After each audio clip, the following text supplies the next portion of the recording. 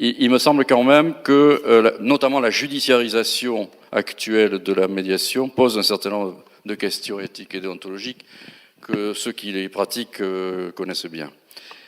En fait, on arrive à aujourd'hui une espèce de rupture dans les pratiques de médiation entre deux conceptions de la médiation.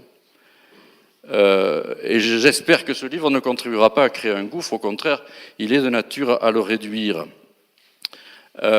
Cette rupture, elle oppose, je vais être caricatural, un peu schématique, mais c'est pour faire simple, parce que je n'ai pas le temps de le développer, ce que j'appelle des médiations amiables d'un côté et des médiations alternatives de l'autre. Les médiations amiables sont généralement focalisées sur le litige.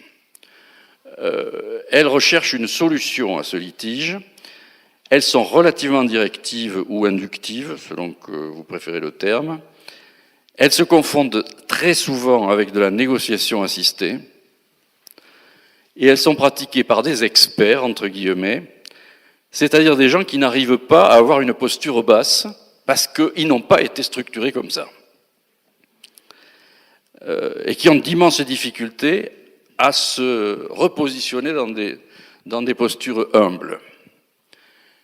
À côté de ce modèle qui me semble de plus en plus fréquent dans les institutions, on a encore un modèle alternatif qui n'a pas les mêmes valeurs en fait éthiques,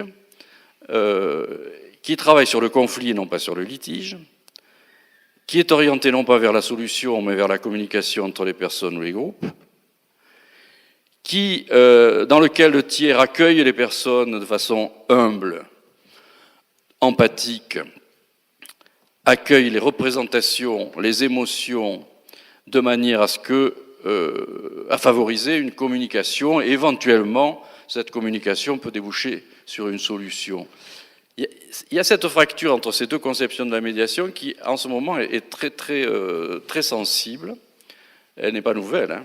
Elle a existé, moi je l'ai fréquenté pour avoir été un des pionniers de la médiation pénale. Je l'ai fréquenté la médiation pénale. On pensait que les autres types de médiation n'allaient pas subir le même sort, et si, elles commencent à subir le même sort. Donc il faut réfléchir autour de tout ça. Il me semble que dans ce contexte particulier, qui est le nôtre, mais qui n'est pas que le nôtre, puisqu'on voit les mêmes évolutions dans la plupart des pays occidentaux, il me semble que cet ouvrage peut permettre à ce que j'appelle les médiateurs amiables de renoncer à leur vision technique, voire techniciste de la médiation, de lâcher prise par rapport à leur posture haute habituelle. Et ce livre doit permettre aussi aux médiateurs alternatifs de protéger leur âme, de se conforter dans leur posture et de mieux résister aux effets pervers de l'institutionnalisation. Voilà, je m'arrêterai là.